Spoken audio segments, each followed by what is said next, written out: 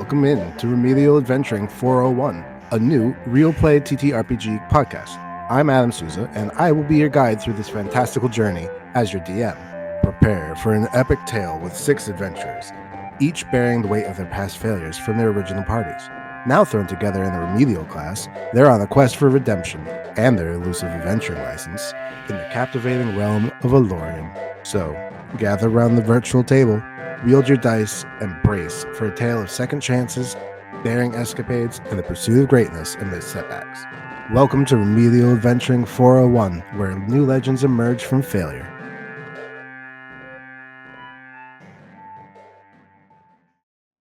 All right, well, who's ready for some D&D? Me, absolutely. Let's go. Well, it's been a while, but you last left off in the Ice Shroud Dominion. You had made it to where the cultists had been practicing their... they had been working on summoning a golem, or rather 5 different golems. And all of you had done a little snooping. Some of you had looked physically, and I think one of you spoke. If I go back to the notes, I believe, yes. Oh, I did it reversed. Everybody but one of you talked, and one of you looked. So I put everybody's results. So going... Hold on a sec.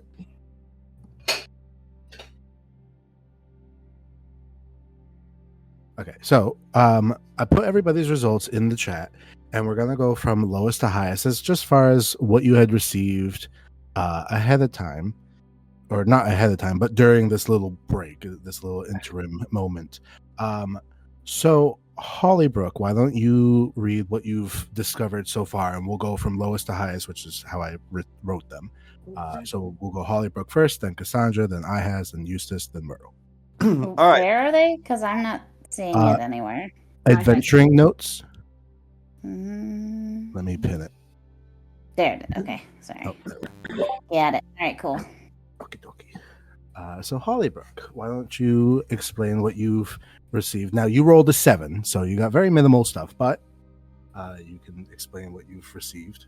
So it appears that the golems are going to be used for farming, but that's about all I got out of it. Yeah, they don't tell me much.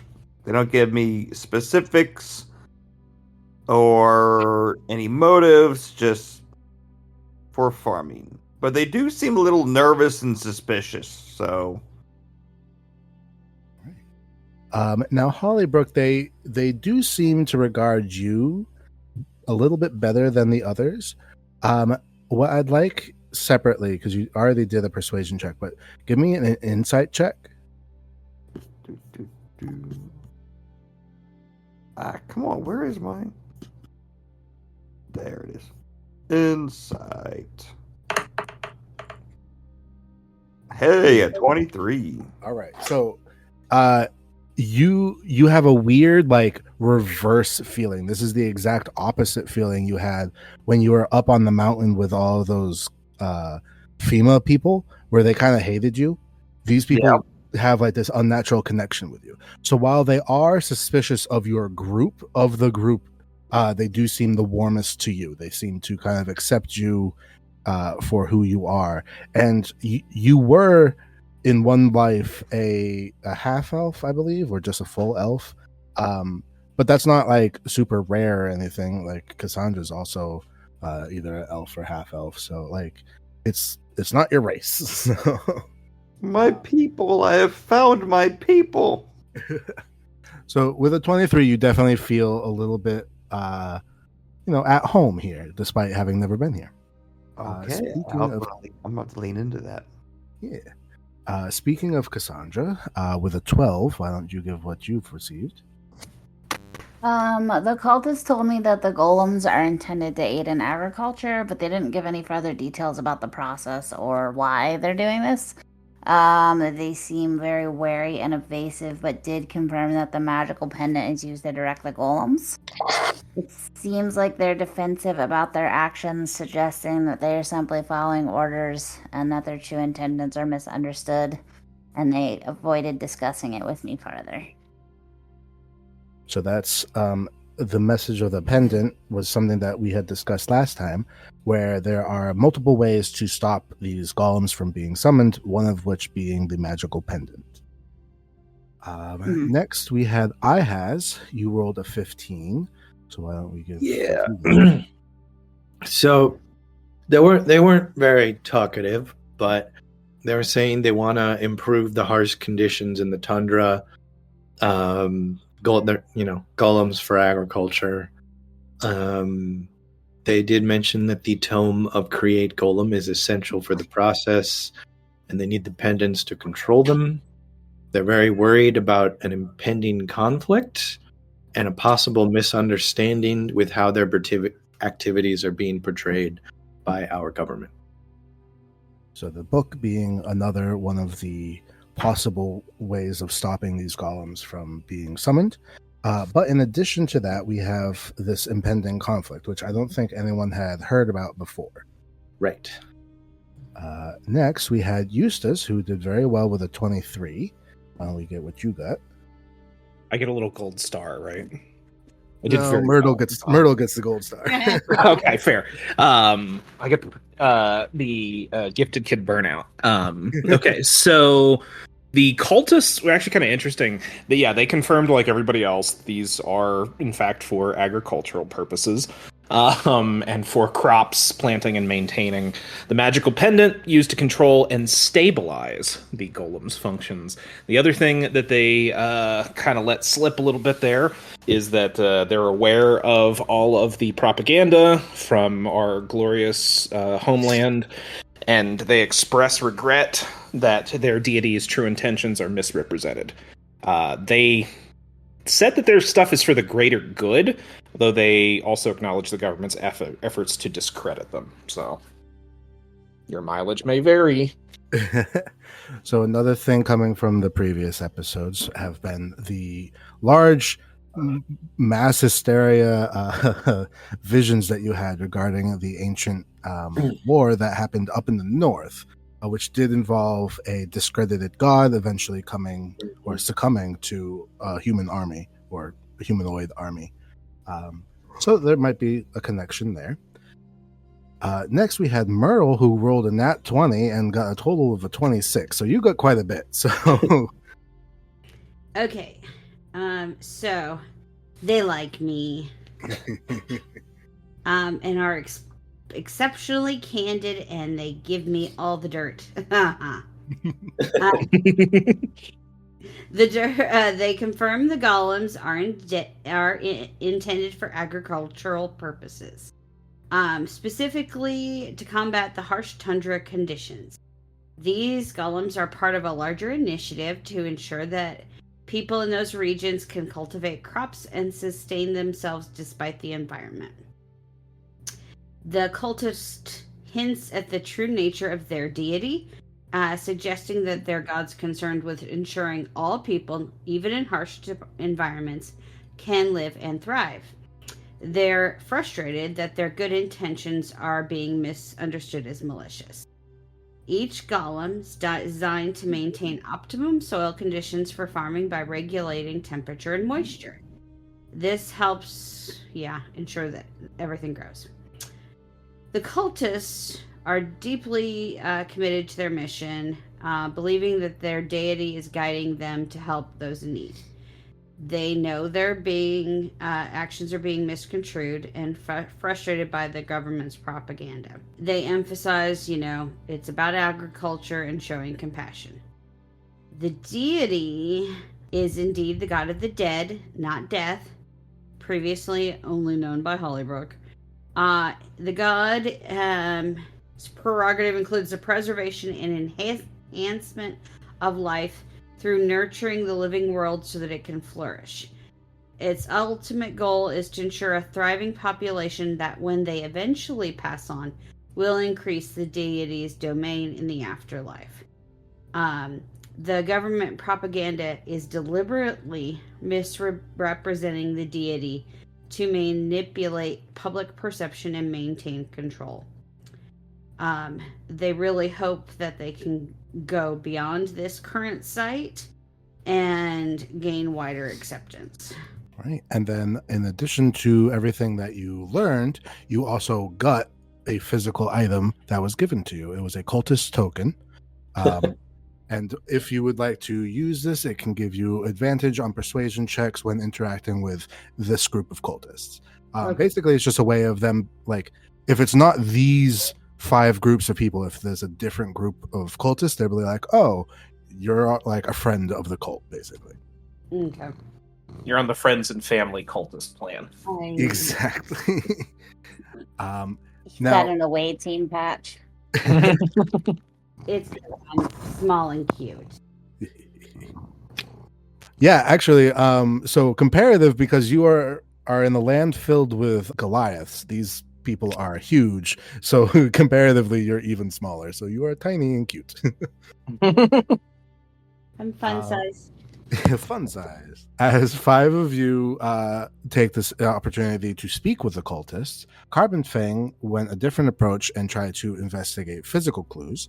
You got a 12 on your investigation check, so you can give what you also found. So all of the information that I found really corroborate with what Myrtle has heard. So I found a physical evidence that those mounts were treated with magic to enhance heat and moisture retention. So again, going with to help with enable growth in harsh conditions. And there were notes scattered around the mounts, indicating that the golems are meant for agricultural purposes, not war. And that's pretty much it. So, as you all kind of gather and you share amongst yourselves what you have gathered from this, momentary investigation, start back up. You are together in one group, and you're kind of standing in between the 5 other groups, summoning these golems. Currently, there's no physical body of a golem, but there are like heaps of dirt in front of these people as they're kind of summoning them into existence. But as you have discussed, what would be your next steps? The only thing I'm finding, it seems like if we mess up these golems, we're more likely to cause them to do damage by losing control or something. Like if they get started and we mess with the pendants and then the golems are just wild, they'll do damage. If we destroy them, we destroy agriculture in a desperate land. Seems like we should just let them do their thing. But can we convince the folks back home that that's what's going on? Probably not. I mean, they hate these people, I'm sure.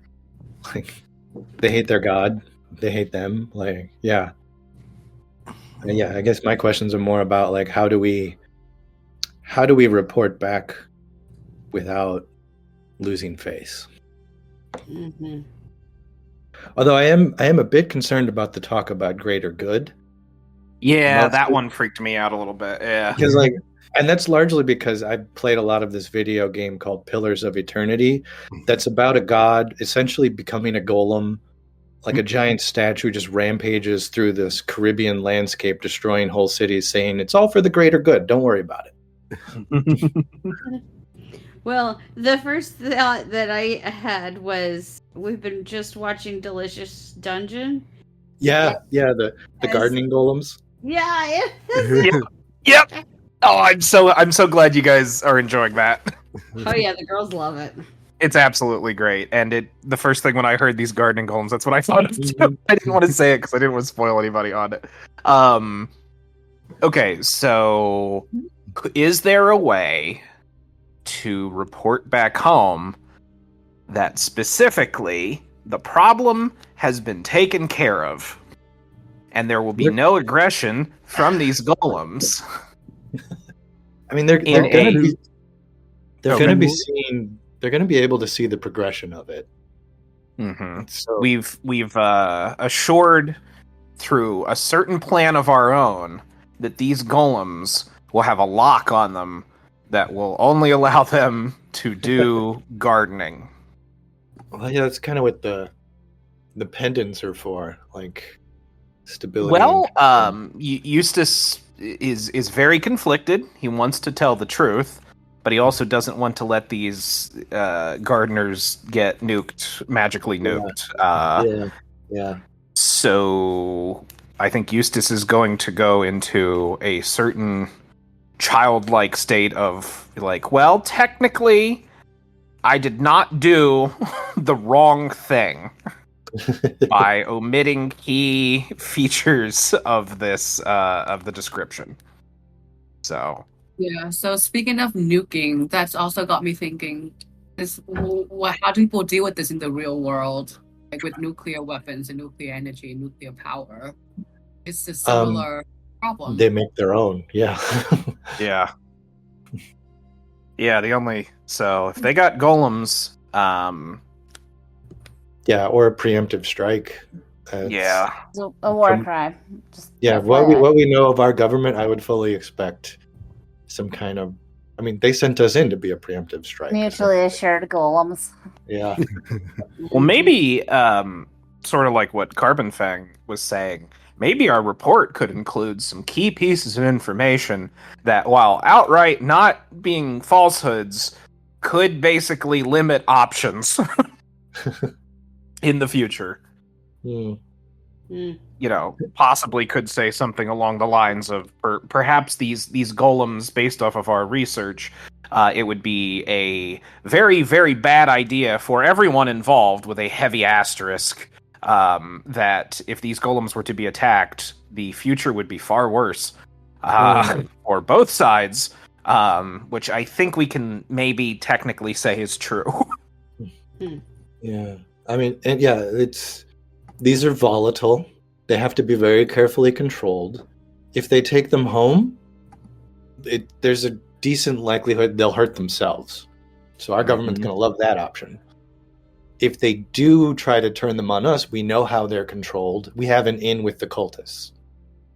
Here's the thing.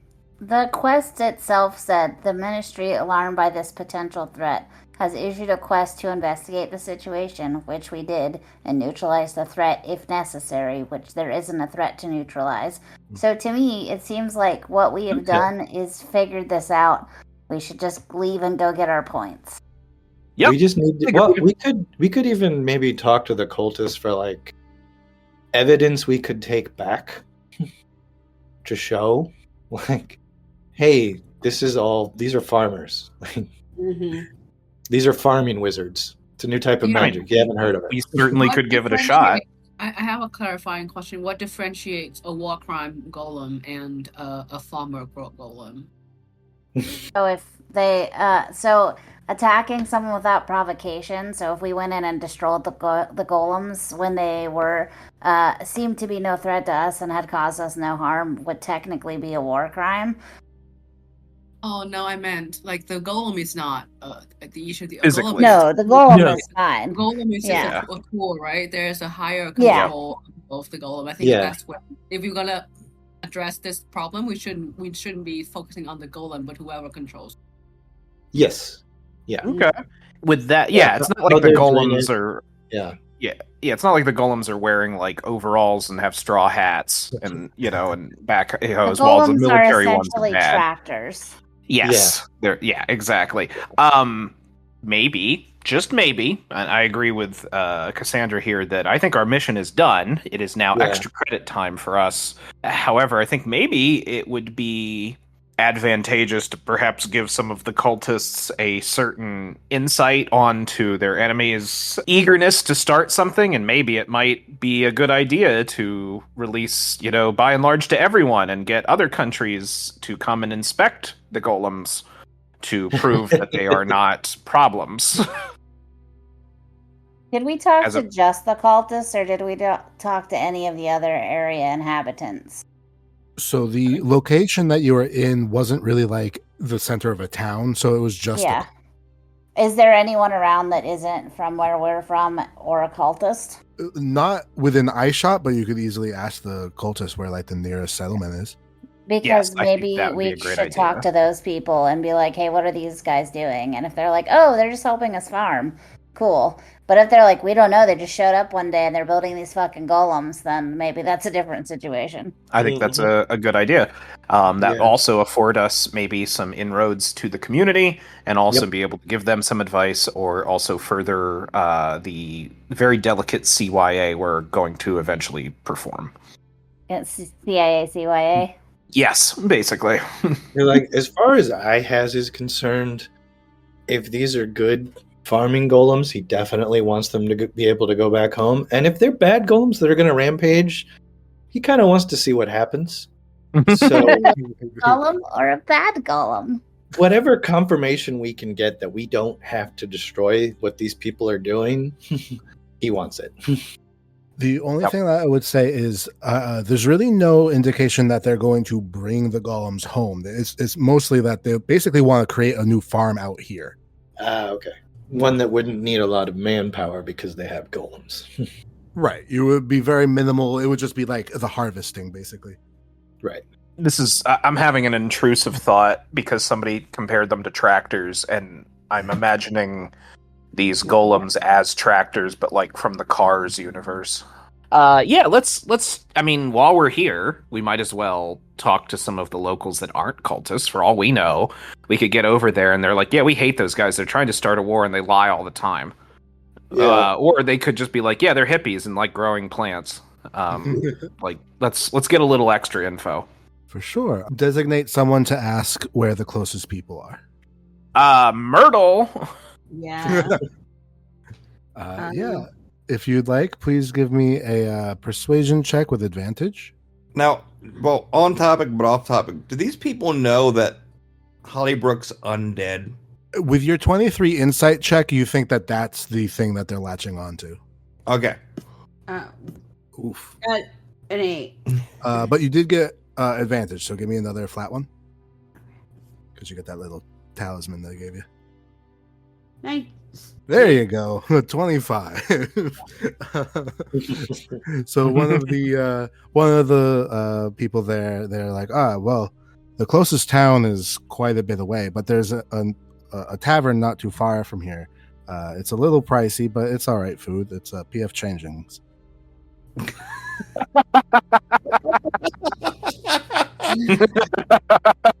Well done, sir. Yeah. How long have you been holding on to that one? Out of curiosity, was that one locked and loaded? It was locked Or and loaded. Okay, gotcha. That is perfect. Thank you for that. My night has been made. Yep, absolutely. I can sleep well tonight. Well, that's it. Have a good night, everybody. I got my fix for D&D. But yeah, they point down the path and they say it's, just a couple, like maybe 2 hours of a walk. Okay. Is there anything you would like to do before you leave this area? I feel like I should tell them, some parting thing, but I don't know what. That's fair. Of those who have magic, what I would like, this is a very high DC and it's kind of just an offhand thing. So anybody who does magic or has magical abilities, give me an Arcana check. Does Holly-Brooke technically have magic? Boom, 21. Holly-Brooke, yeah, you're a cleric. You have godly magic. Holly-Brooke is magic. Nice. Boom, Holly-Brooke 21. is looking into the sun right now. It burns. I don't feel any pain. The Donald Trump of wizards. But Eustace, Carbonfang, and Cassandra, I think between the three of you, as you kind of discuss the situation as you're leaving, and you kind of look at the stages of the mounds of dirt that you're looking at, two things come pretty quickly to your attention. One, all 5 of them are at different stages. So they didn't start with 5 golems, they started with 1, and then maybe like a couple days later they started another one, and a couple days later they started another one, etc. And so remember, a golem takes about a month to process. The closest to being finished is about 3 weeks, and the furthest from being finished is like less than a week, maybe like 4 or 5 days.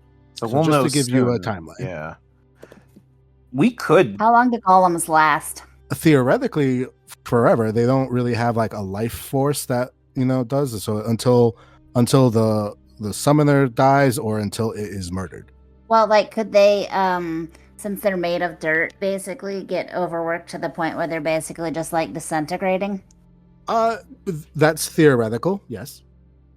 Okay. Yeah. Let's say it rained a lot and they turned into a mud puddle. I think because of the way that they're made, you're more likely to suffer from it drying out than overwatered. Okay. Because I'm wondering why they're staging them like that. Like, are they expecting to need to have one and then immediately need another one like a week later and then a week after that? Well, I Like, why didn't they start them all at the same time? I immediately went back to Delicious Dungeon and was going, well, they're doing crop rotation. Yeah, that's what I was thinking, honestly. I was like, okay, yeah. That could also be an answer. If you would like, though, Cassandra, give me an insight check. 19. Okay. With what everybody had talked to them about, like, they're very aware that your country does not like their country, and that more specifically, your country does not like their god. You realize that these people probably didn't think 5 golems being made were likely to, like, not provoke anything. So they kind of were like pushing themselves. It's like, okay, let's try one, because it does also cost a lot of money to make these things. And you have to put that money up front to start. Like, it's not like, oh, when it's done, now it takes the money. So yeah, they were basically saying, like, how much can we get away with? And then they finally got 5, and then they sent you guys. Oh, okay. Fair. So they were testing the waters, as it were. Yeah. That's fair. So, real quick, I guess the soonest one will be operational. You said is what, 5 days? Or is that in a week? Yeah, in approximately a week. Yeah, approximately a week. Okay. Is there any way we could send word home to say we are monitoring the situation, give them an update? They might be less inclined to wage war if we're maybe right there. Like, is there a way to delay things? I guess what I'm saying is, can we take advantage of the fact that we're right here and just wait to see what a golem does and then have eyewitness testimony? Well, so you don't currently have, like, an open channel back. Although the idea of messaging over long distances is not unheard of. Okay. All right. Just an idea to keep in mind, because we could very easily say, hey, we confirmed with our own eyes the golem are doing nothing but farming. Yeah, none of you have, like, a message cantrip or something like that, right? No, I think I don't think I do, at least. I have a short range one. I have message, but it's limited to 120 feet. Okay, so with the exception of that, unless maybe the the cultists or maybe someone at PF Changes, that they might have something, but okay, it was just an idea for the group that maybe we go investigate. We book a room wherever for a couple days and hit the old fast forward button, see a golem, go home. All right. So, anything else to do before you head down the path, or you good to go? All good. It sounds like we're good to go. I'm good. Okay. So all of you head down the path. It's a relatively uneventful path. It's quite chilly, but not freezing. The ground, you can see that in patches there seems to be like a permafrost, but not necessarily like a level of snow or anything. You're still in the northern edges of this territory, so it's not like pure snow yet. As you start walking down, you also notice that there's a very noticeable lack of trees in this area. So it's very flat, it's very open, and you can see this building coming from a while away. And eventually you see the tavern. As you approach the tavern, you can see, like, it's quite lively despite there being no one like outside. But you approach and you can enter in. There's someone that will greet you there and asks if you want a table. Yes, please. You can loudly take a table. So they give you a table. You're able to sit down, and like I said, it's quite lively. There's several people in here. About 90% of them are Goliaths, and then the other 10% is just other basic races like humans, elves, things like that. Does anybody like immediately pick up that I'm undead? Give me an insight check with advantage. No. Oh, well, you got an 11.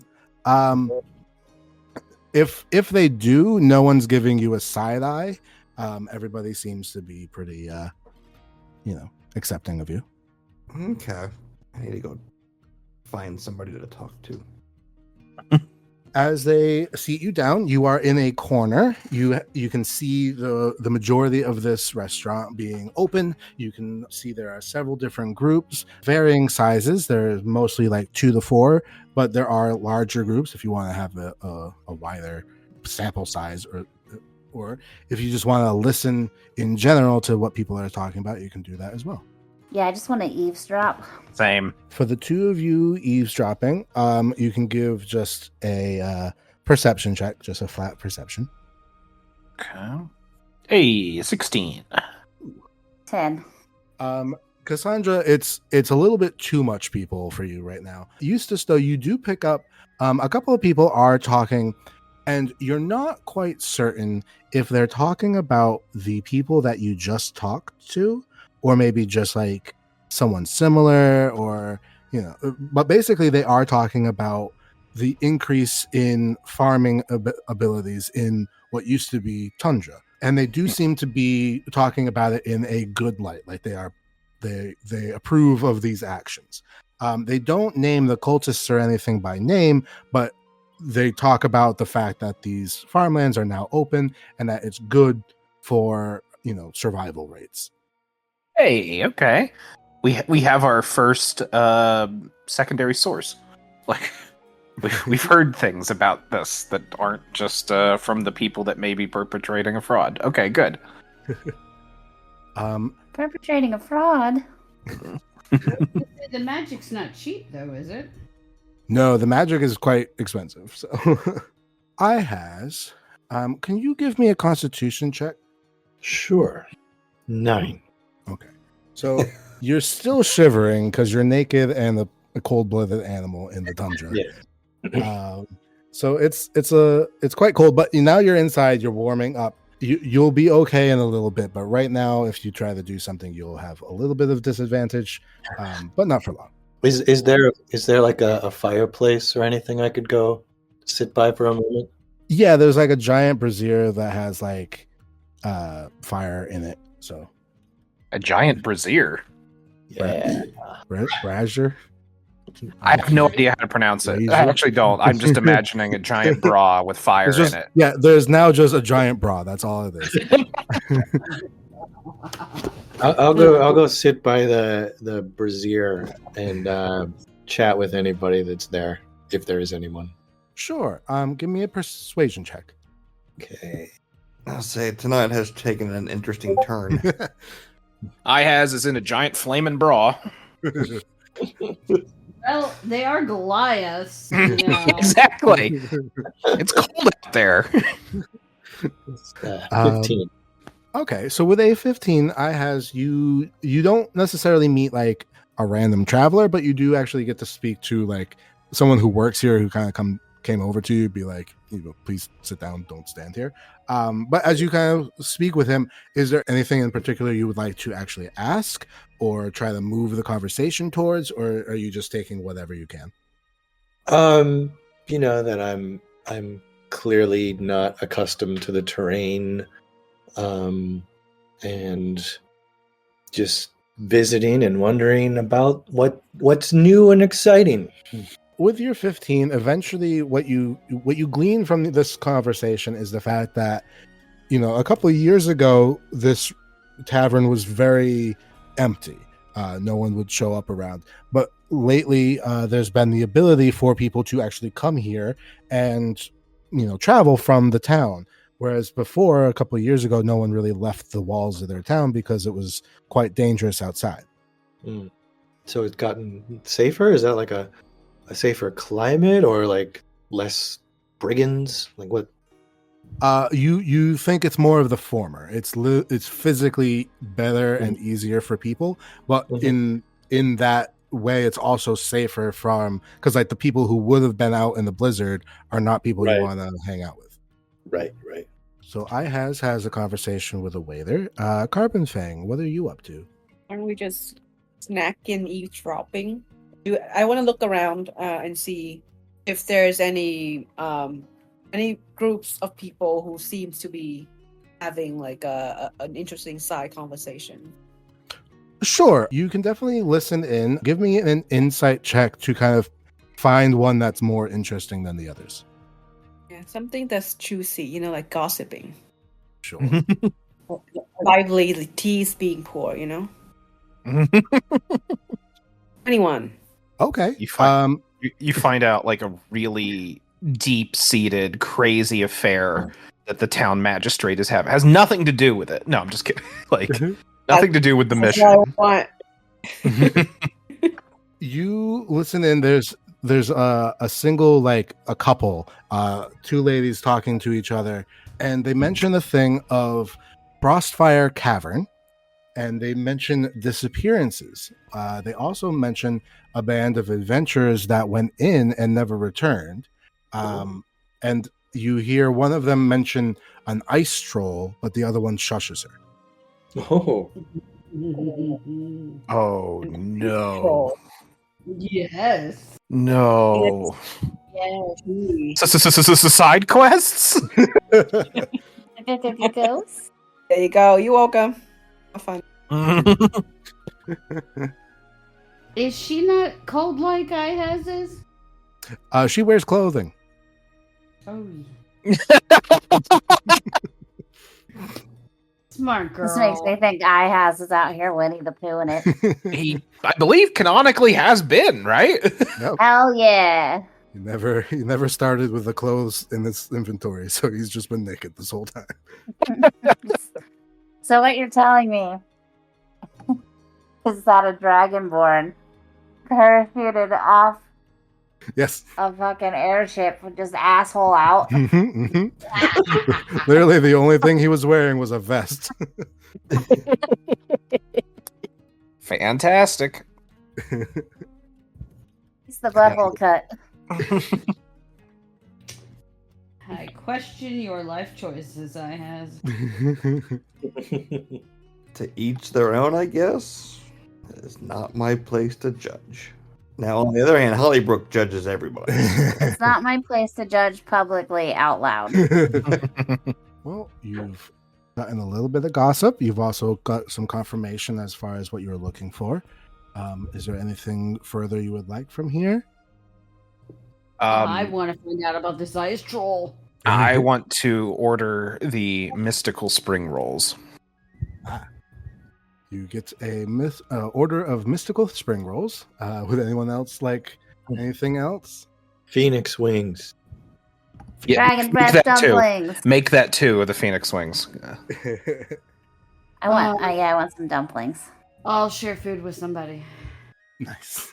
So you get a sampler platter. Everybody gets a little bit of everything. Let's say Holly-Brooke just takes food from people that have ordered it. So, what I would like is for Holly-Brooke to just give me a D20. Ooh, this should be intriguing. Don't get food poisoning. Don't get food poisoning. 12. Have you ever used like Icy Hot or Tiger Balm or something like that? Like a eucalyptus? Not eucalyptus. Yep. You know how it kind of gives you like that tingly feeling, but it's like topical? Yes. So in the back of your neck where it's a little necrotic, you kind of feel that tingly sensation. So Holly-Brooke starts looking around. Does anything draw her attention that might be causing that tingling sensation? Does she see anything? It literally corresponded with you eating the food. Oh. Interesting. So I eat the food again. Does it happen again? Yeah. And it's in no way like a bad feeling. It's kind of just like that, almost minty feeling if mint could Is it feel. those mystical spring rolls? It seems to be the whole sampler. Oh, okay, because I was gonna say, like, try stuff off everybody's plate and see if it happens with all of the food. Yeah. But Holly-Brooke's eaten before and this hasn't happened, correct? Correct. Have you eaten this food specifically? Holly-Brooke, give me a perception check with advantage. I was gonna say there's something funky with this food. Ooh. Hey, a 22. Not everybody, but a significant amount of people you can actually see just peeking out of the corners of clothes, someone's wristband, someone's neckband. You can see necrotic, just like you. Oh. It's designed for you. I quit eating. How does it taste to Eustace? It tastes normal. Like, it does taste like dumplings and wings and spring rolls. Okay, Eustace orders another round of the mystical spring rolls. So, how would Holly-Brooke just start questioning the food? I feel that with everything that you've had so far, you get a good feeling. Like, you don't feel in any way that this is a negative thing specifically for you, but you also can tell that none of your friends are experiencing what you're experiencing. Yeah, and with her noticing all the necrotic around her, she wants to dig into more of this area, like talk to these people.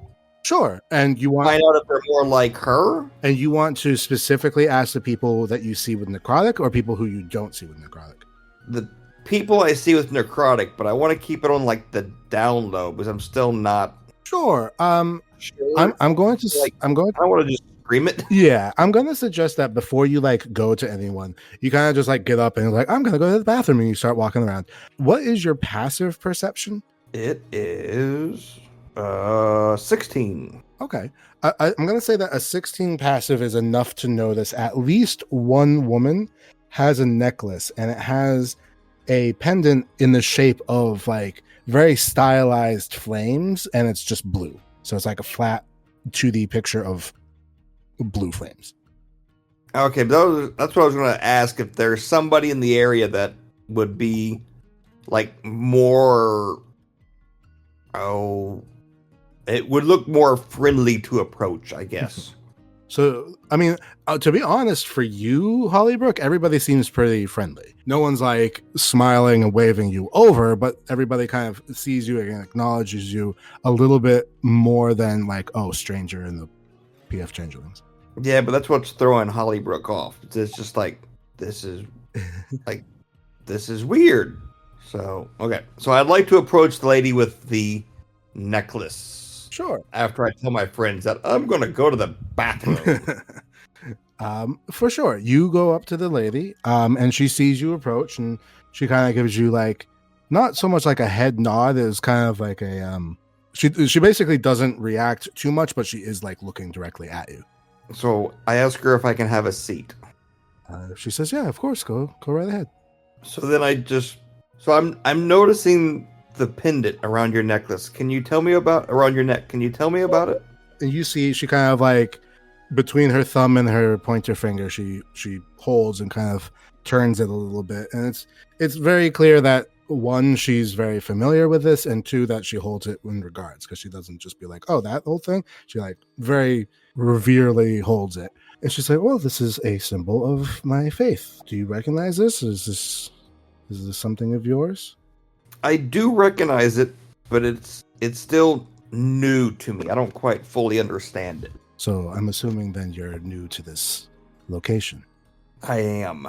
Well, welcome in. We, of course, welcome all people touched by our God. If you would like, there is a temple nearby that's in the closest town.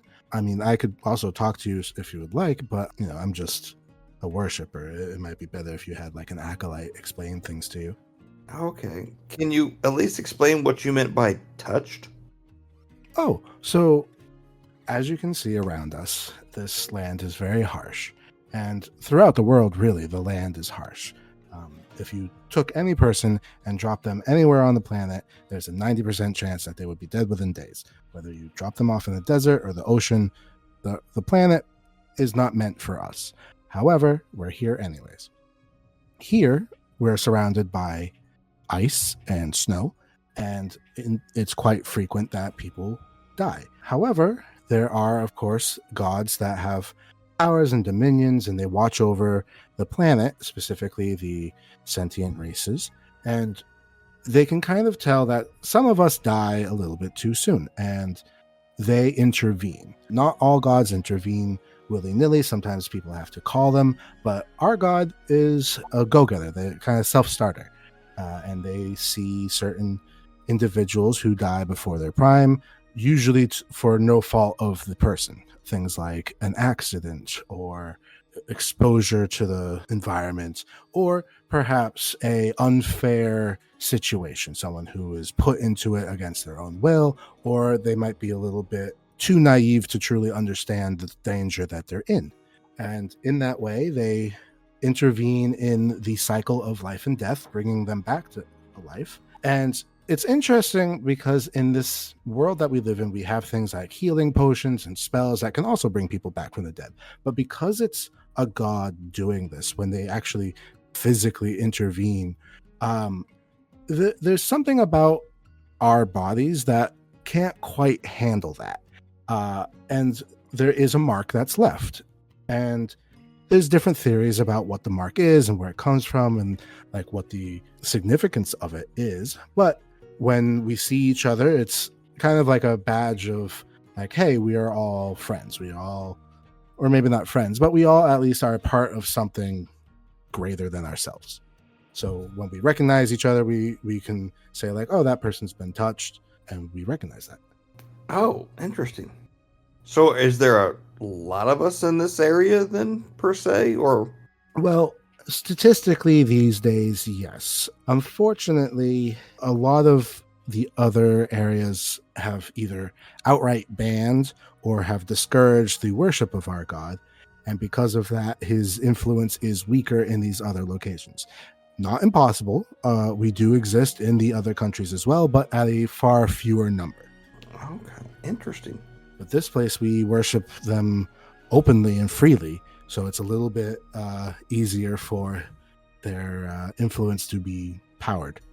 So this may also seem weird, but is the food here designed for us? Because this is really good.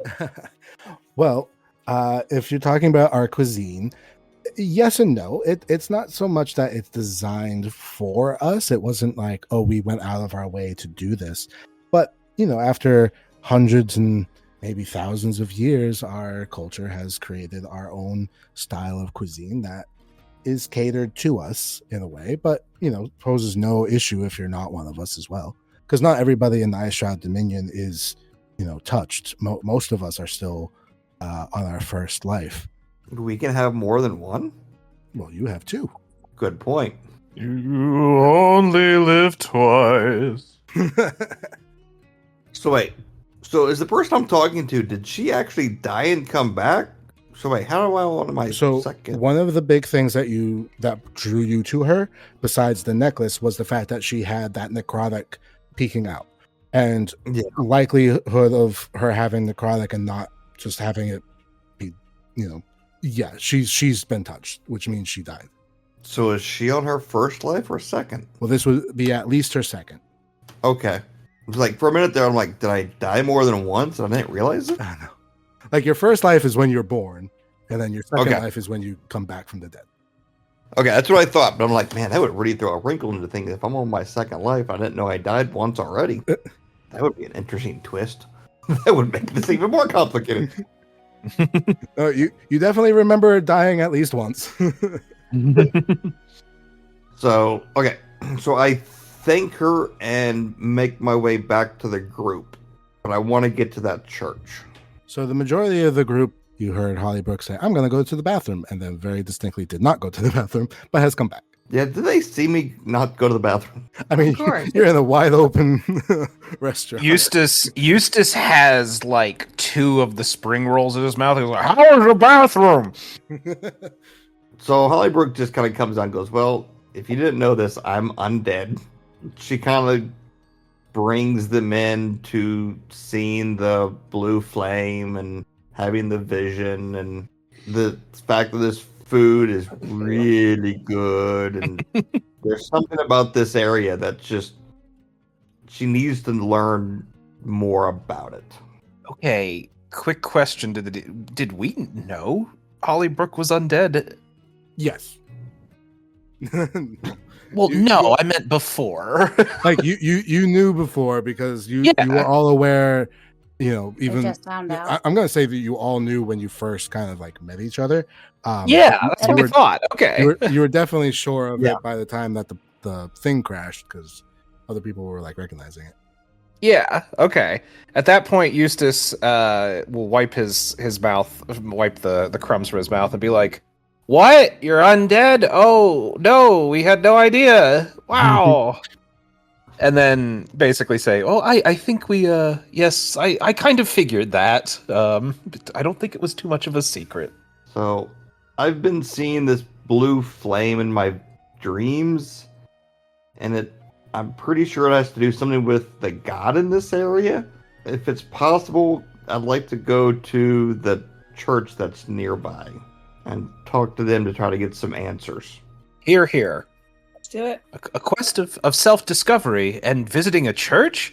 Two of my favorite things. Ice troll, ice troll, ice troll. We can do the ice roll after the church. Oh, three of my favorite things. Helping a friend. All right. Well, everybody. Well, actually, I asked, does everybody actually eat the food, or after finding anything out, did you stop eating? I'll finish. I'm ordering more Yeah, I'll food. just do it. Yeah, I was just gonna say I'm with her on that one. What are you getting? Beef and broccoli of the East. You want to split some of the seafood platter? Hell yeah, I do. All right. Ew. All right. So all of you have a wonderful meal. You bond a little bit. Everybody gets an inspiration point. And Yay. everybody take 2 gold from your inventory. For friendship. Oh, for money or for food? We have to pay for it. No longer are you getting a free meal at the Golden Inn. Oh, yeah. Where's my gold? Do I even have money? Well, you can tell we lived a life of privilege back home. Or do I even wait? What's this paying? I don't understand. Surely there's some mistake. If you go I'm to sorry, inventory, but money is vulgar. I found it. Okay. Is the plan to go straight to the next town and find that church? Sure.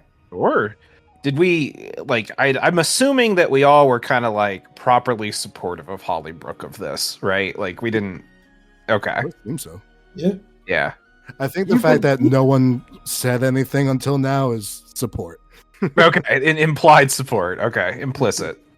What I would like from Holly-Brooke is a nature check, but because this is a new location, give it to me with disadvantage.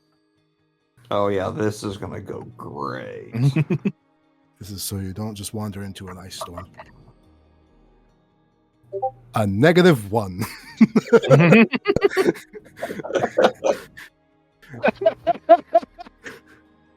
You only live twice.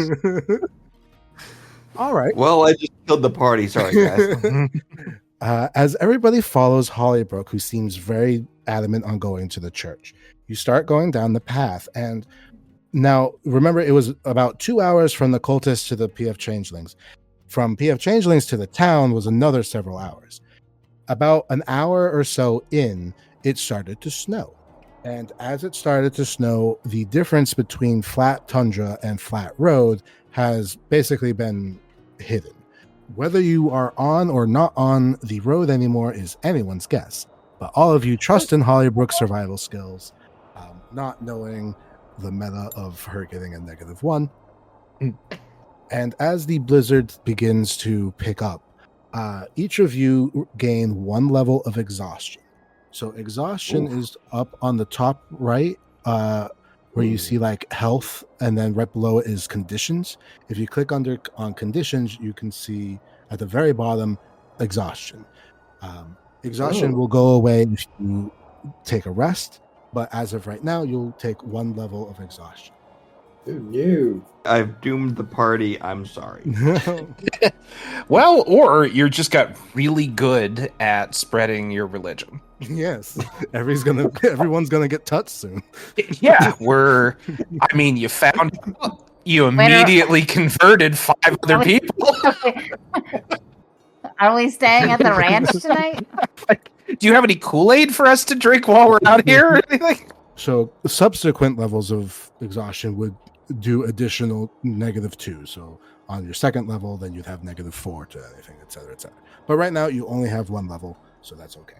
And your speed is slowed. So all of you are slower than normal as you trudge through the snow. And you feel like, you're still okay at things. You're just maybe a little bit held back.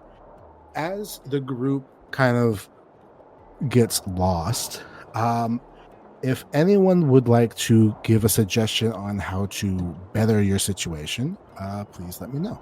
Oh Do no. both the dragons breathe or spit poison or fire?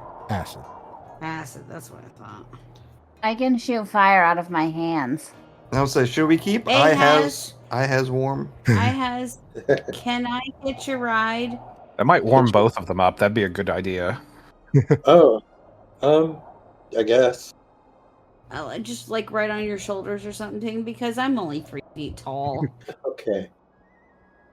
And maybe Justice should let Ihaz borrow his tiger pelt. Yep. Here we go. I've got a bunch of stolen dresses I can throw on you guys. Can I do an investigation check and see if I can figure out if we know where the fuck we're at? Sure. Give me an investigation check. As you look around at the footfalls in the snow as it comes down. Okay, with a 10, you squat down, you dig in the snow, and you do not hit the cobblestone or dirt of a road. You are in the middle of a field. Okay. Sorry, guys. I thought I knew where I was going. I don't want to do this, but he would. All right. Should we go left or right? Yes or no? Should we go left? Yes or no? Give me a d6. If he rolls a 1, can he lose the dice in the snow? 3. So that was a no. Don't go left. Okay. Should we go right? How is the visibility? Can we see anything in the? It's getting worse by the minute. You can see, let's say, 120 feet from you right now. It's a 4. So don't go left. Don't go right. Okay. Should we make shelter? Do we have supplies to make shelter? Yeah. Does anyone own a tent or anything like that? I have an adventuring kit. Does that have a tent on it?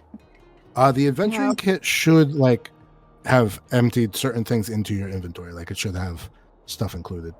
I have a torch, Bedroll. a water skin, and rope.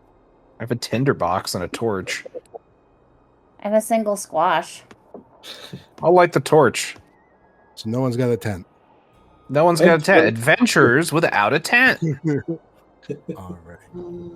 I have tarot cards. I forgot about the tarot cards. Should I go back or should I go keep pressing forward? Yes or no? That's a 6. That was a 2-question answer. That's a I don't understand, which makes sense. Which makes sense. I'm getting pissed at the dice now. Should we keep going forward? That's a 3. No, don't go forward. Don't go All left. right, we're going back the way we came, fuckers. Probably for the best. All right. As you turn around, Can we even find our way back? Can we follow the footpaths, or are they? Or we could just walk farther into the unknown. Yeah, I think the dice have spoken. Don't get lost, is what they said. Holly-Brooke. Yes. Give me a D100. Rocks fall, everyone dies. Yeah. A 9. A 9 out of 100. That's worse than a 1 out of 20. As you turn around and you're like, let's follow our footsteps, you can see the last 3 footsteps you've taken, and everything else has been filled with snow. Guys, I think we're lost. How deep is the snow? Right now, it's only about a couple of inches, but it's rapidly increasing. Are there any trees? Are there anything we can start making shelter with? So before, when you were looking around, there was a distinct lack of trees. It's just a wide open tundra. I have an idea. Give me 2 seconds. Okay. So be it. While that's going on, can everybody else look up what their passive perception is? Sure. That is a 12. 8 for me. 13. Okay. Does anybody beat a 13? Mine's 15. Mine's 16. Okay. Ooh, a 16. Okay. I have a blanket. Can we turn that into a makeshift tent? I mean, I don't think 6 of you are going to fit under a blanket tent. I have one of Beauty and the Beast's dresses. Only fit in that. Okay, so here's my idea. Mhm. I'm going to put on my magic hat. Okay. And then I'm going to cast dancing lights. Okay. And then I'm going to scream at the top of my lungs.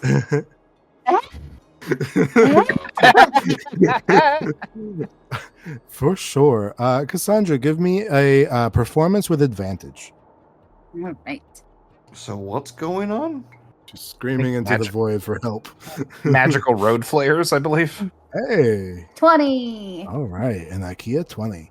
Holly-Brooke, with your passive perception, you see at the very farthest edge of what you're able to see, which has now dwindled down to only 90 feet, you see a short silhouette of someone. It's too short to be Gladys Agathis. This is someone new.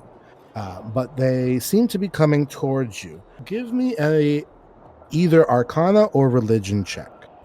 Well, since everything's a -2, we'll go with Arcana. Okay, so you got a 3. We're just rolling bricks tonight. What I need from each of you is a Constitution save. Yep, I've killed the party. Sorry, guys. It's okay. Hey, you're good. 5. Okay. You got a 10, a 5, an 11, 7. 5, and a 7. Carbon Fang got a 16, which is now a 14. 5. All right. So unfortunately, with only Carbon Fang and Eustace beating a 10, all of you take an extra level of exhaustion. So you now have 2 levels of exhaustion as you kind of huddle together just out of habit.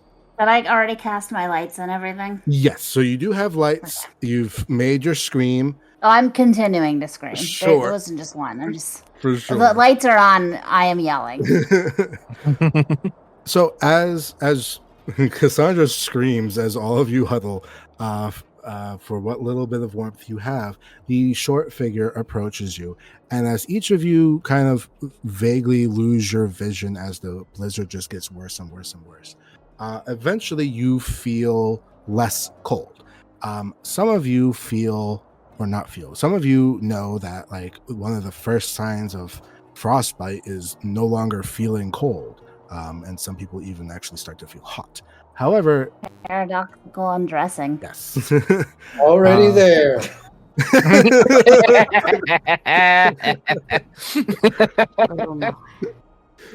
Before we die, can I check if I can actually cast this spell? It's called Absorb Elements.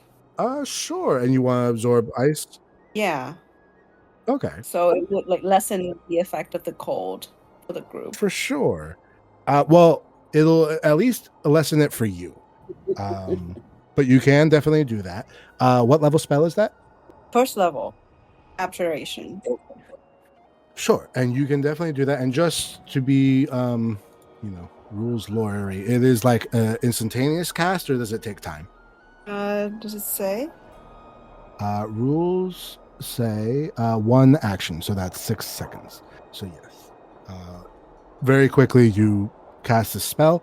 Carbon Fang, you are the very last person to kind of like lose consciousness. And you see this short humanoid come to you. And everybody else like blacks out. And you see this person approaches you. And as you see them approach you, like you're on your last limbs, but you feel like a heat emanating from this person, but there's no visible, like, it's not like, oh, this is a fire elemental or something like that. It's just literally when they come to you, it's a goblin, like a regular goblin. But as you look at the face of this person, it's very disgusting. It looks like a horror show. And just the fear of that kind of knocks you out. And all of you wake up again, and you are now inside. As you all come to slowly, you find yourselves in a circular room with a fire in the center. Most of you have had your outer layers removed, like if you had like a coat or something, but your under layers have been left on. And it's quite toasty warm in here, and all of you have come to. You have removed your second level of exhaustion, but you retain the first level. Okay. Well, that could have gone worse. We're not out of this Really? yet. It still could. Looking around, you see that this is a very small room. It's maybe about 30 feet across, and it's a circle. There is one door that seems to have like a fabric door, like it's just hanging from the top. And it's a little bit smoky in here because there's a live fire in the center of the room. But other than that, it's just the six of you in the room. In our underclothing. In your regular clothing. Like if you have like Oh, shirt and okay. pants, you have that. But if you have like a coat on top, or like for Ihaz, he's no longer wearing the tiger. Where did the tiger go? It's next to him. Oh, okay. Holly-Brooke, Yes. I'd push you into the fire, but you're already dead. Do we see anything that gives us an indication of like what built this? Like who does it belong to? Give me either a nature or history check as you kind of just look at the interior of this room. Yeah, we're not doing nature again. Okay. So that would be what, a 6? That's 6. Yeah. So with a 6 history check, who the hell knows who built this? But it was definitely made by like sentient beings. It's not naturally occurring. Okay, Holly-Brooke needs to stop doing shit tonight. As you guys look around, what you see is basically a very rudimentary room. This is made out of like haphazard wood. The roof looks like it's thatched. It's one room, that's all it is, and then a door that seemingly leads outside. And you all can hear the wind outside. So you know, like literally the door leads to the external whatever. It's up to you how you'd like to react at this point.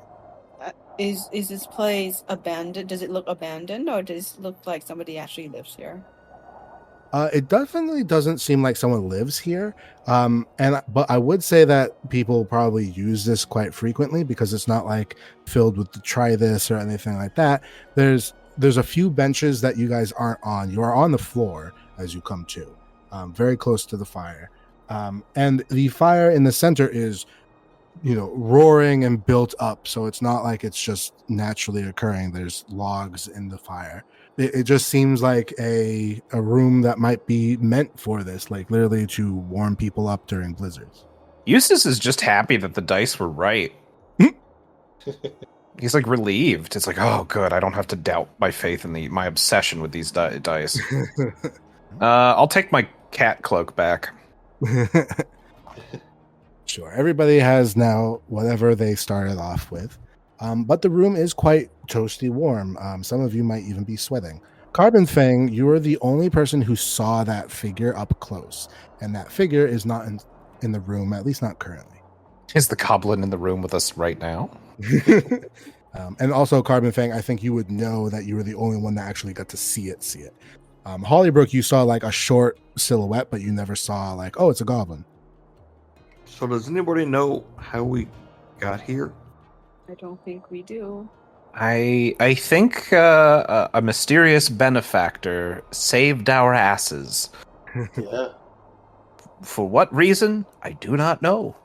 Actually, with that, Holly-Brooke, with your passive perception of 16, you notice that you now have in your pocket something new. It's something small, and as you kind of just haphazardly put your hand in there, it's almost like a keychain that you normally don't have. And as you pull it out, you see a similar pendant to what you saw that woman have on her necklace, a little blue flame. Oh, where did this come from? No Does memory. this look familiar to anybody? What if we all died and we just on our second or third life right now? And the guy, the The goblin. last thing we need is an existential crisis. New anxiety unlocked. What if we're all dead right now? Well, no, that was What if this is hell? Oh if my we god, died? what if we've been dead the whole time and Remedial Adventures is hell? that was my previous concern. I'm like, crap, am I dead more than once? Like, holy cow, that's going to make a whole massive twist. Yes, now you're in super hell. Hell 2.0. Yes. When you fuck up so bad that you go to hell 2.0. Hell 2 Electric Boogaloo. Since you've been quiet, give me a perception check. Right. Holly-Brooke is going to put the necklace on. So it's not actually a necklace. It's literally just a 0. It's literally just the pendant. Oh, just the pendant. Okay. So you are very concerned, or not concerned, but you are very like blinded by everything other than the snap, crackle, pop of the fire. Yep. Yep, I am. We're not doing so great tonight. Well, you are in a room with a door. I'm just gonna sit here by the fire. Well, I mean, that is a viable thing. If you guys wanted to take a long rest in this room, you could do so, and that would actually remove your level of exhaustion. Yes, let's do that. Please. Yeah. Oh. I figure if they want us, they'll come find us. Sure. Each of you take a long rest. Carbon Fang gets your level of magic use back. Anybody? I don't think anyone took actual damage, so all of you get your health back. You no longer have exhaustion. You wake up the next morning. It's no longer a blizzard outside. It sounds very calm. The fire had died out at some point in the night, but the room stayed nice and warm with the lack of any input of the outside wind and snow. So the residual heat plus the 6 body heat just kind of kept this room nice and toasty. But as you wake up, you hear the sounds of life outside. Oh, nice. So Holly-Brooke gets up and starts kind of just going through stuff, just kind of poking around, seeing what she can find, and being really nosy. Sure. No roll necessary. There's nothing other than a couple of benches and everything that you started with, other than the addition of your pendant. Can Holly-Brooke kind of peek outside the door? Of course. You peek outside the door and you see a small community. Nothing like the city of Alorium, or Astoria Prime rather, but you do see this is definitely some type of town. It's completely different architecture than you're used to. There's a lot of single level buildings, and a lot of these buildings don't even seem like they're really they don't have foundations. Some of them have rocks at the bottom, but mostly it seems possibly nomadic. What kind of people or creatures do I see? Well, as you open up the door and you look around, your initial sweep, you see a whole bunch of Goliaths, everybody. But immediately in front of you and about 2 feet off the ground, or 2 feet standing tall, you see a small goblin. However, looking at this goblin a second time, you see that the face is very badly deformed. But despite the deformity, Holly-Brooke, you recognize this as the necrotic touch. Does he realize that I opened the door? Oh yeah, you're looking at each other right now. Okay. You're holding up the piece of fabric as this person just stares into your eyes. Yeah, Holly-Brooke just kind of closes the door and turns around and goes, "Okay, guys, there's a goblin at the door and a bunch of Goliaths out there." Okay, and what's the punchline? Well, I haven't heard this one before. A goblin walked into an ice house. Oh, and this goblin and she quietly goes, "Is ugly." That would be a Holly-Brooke thing to say. I was just about to say, that's the most Holly-Brooke thing ever. Get rescued, get lost, almost die, get rescued, and boy, that ugly rescuer. Whoo! Okay. Eustace turns around and I guess to see. Sure. So you lift up the curtain, and you see once again short, 2 foot tall goblin. This goblin is wearing robes.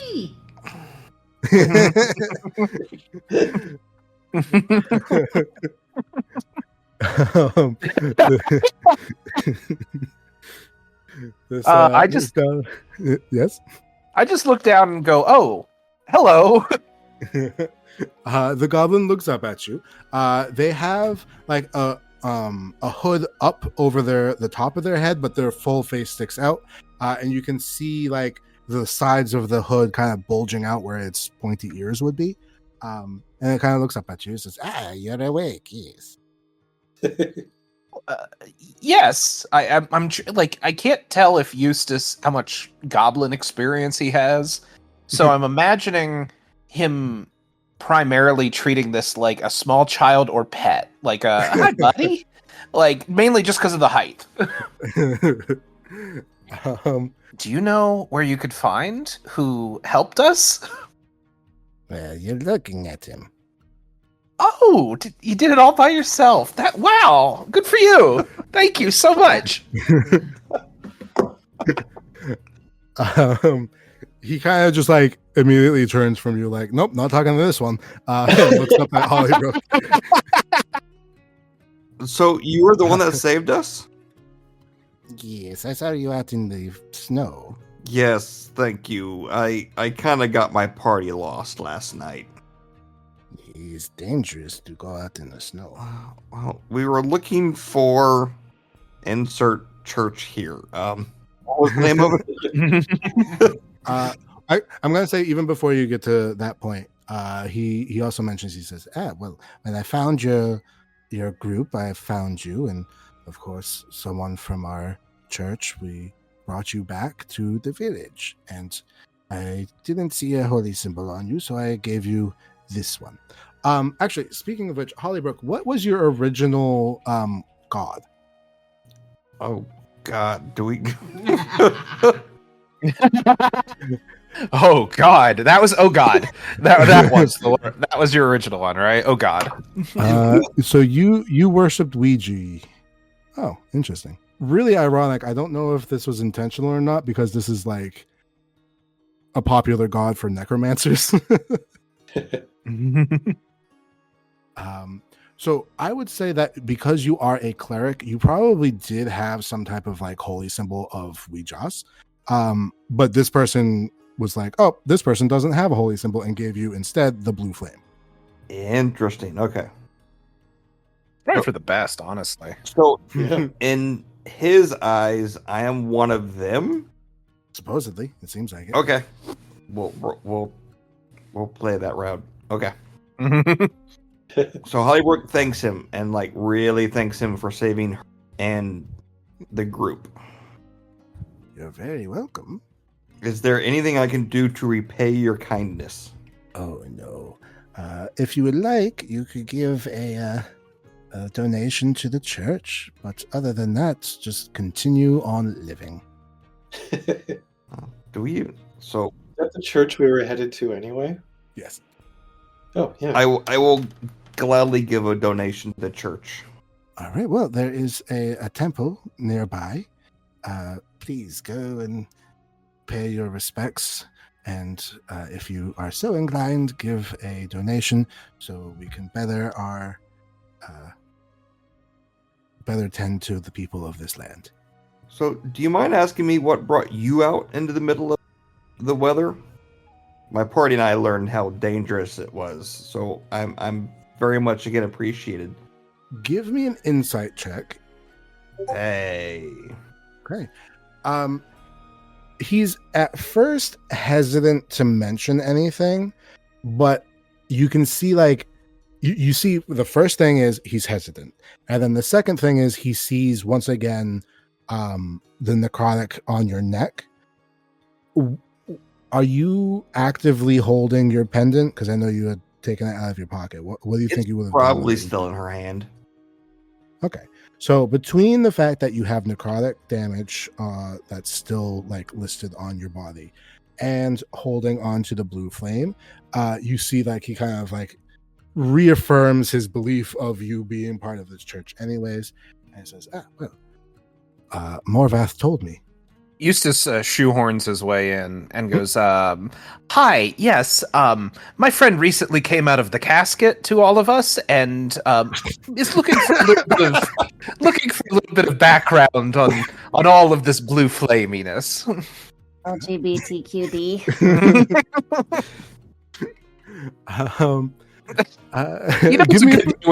It's a good day when you make the DM choke.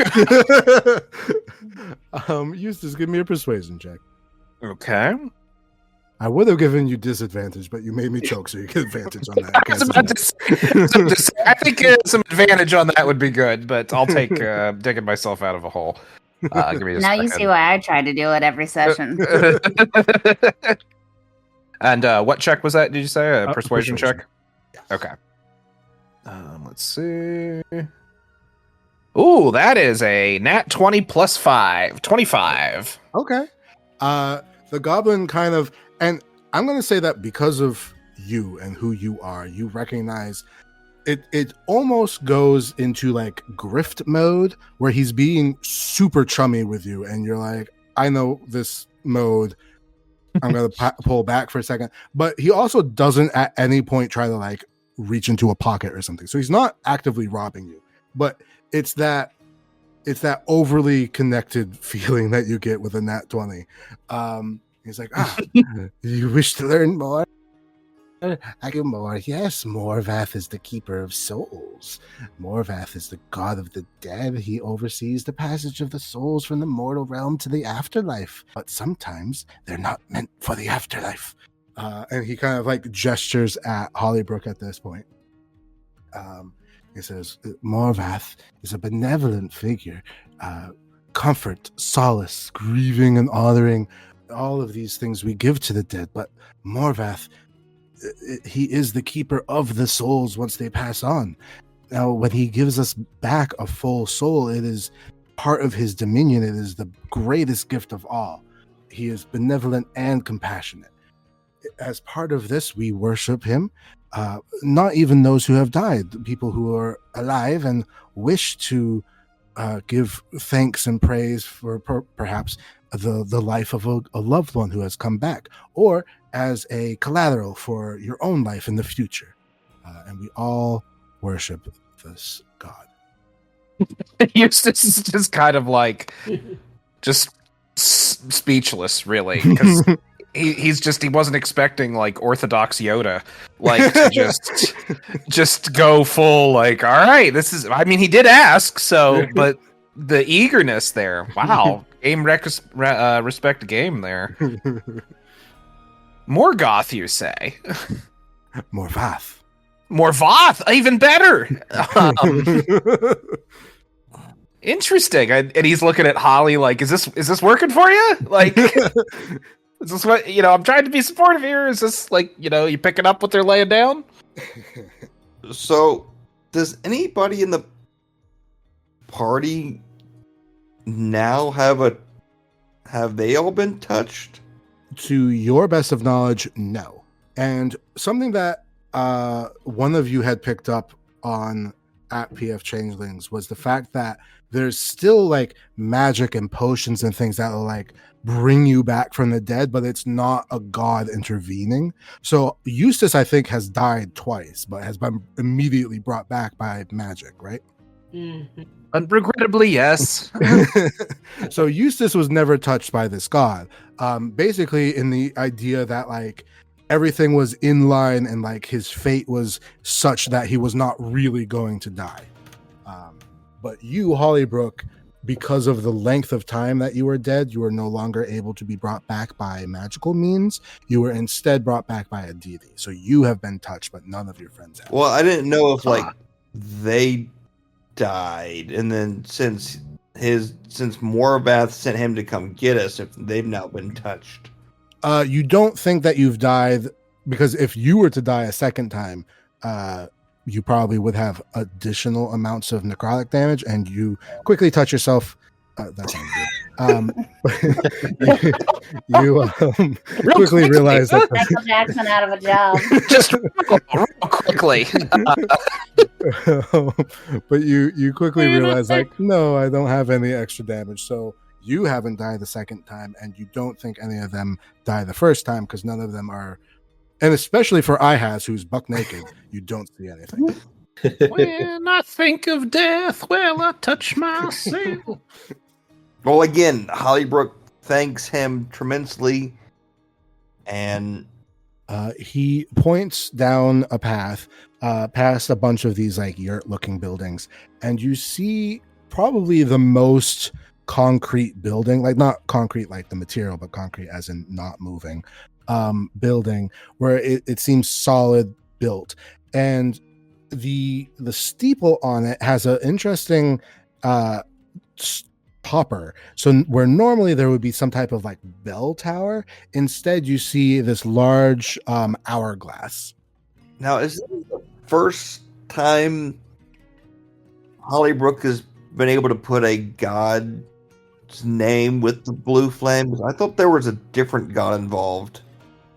So there was another god called Illyrian, but that was not the god of the dead. That was the god of harmony or something like that. That was a previous god that got killed. Yes. Right. Oh yeah, during our dream, right? Mm-hmm. Yeah. But has Holly... So that was the one where the name was physically like gone from your reality, and you're probably the only 6 people on Earth that know what that name is right now. Whereas this whole country probably knows who Morgoth is. Okay. I thought there was another god that Holly-Brooke dealt with. Was it Ouija? I don't think it was. That's the weird... Okay. We'll go through our notes. I might have given you a different name at one point. Okay. So Holly-Brooke looks at this temple, looks at the group, and goes, "Are you guys still willing to go in and help?" Sure, but you're not driving anymore. That's what friends do. They tend to help each other. Holly-Brooke kind of like takes a step back and makes that gesturing like, "You first." No, I insist. You first. As Cassandra leads the group towards the temple, we'll wrap up here, and we will start again next time in the temple. Huzzah! But you guys had a good session. I did it. We Love did. the party.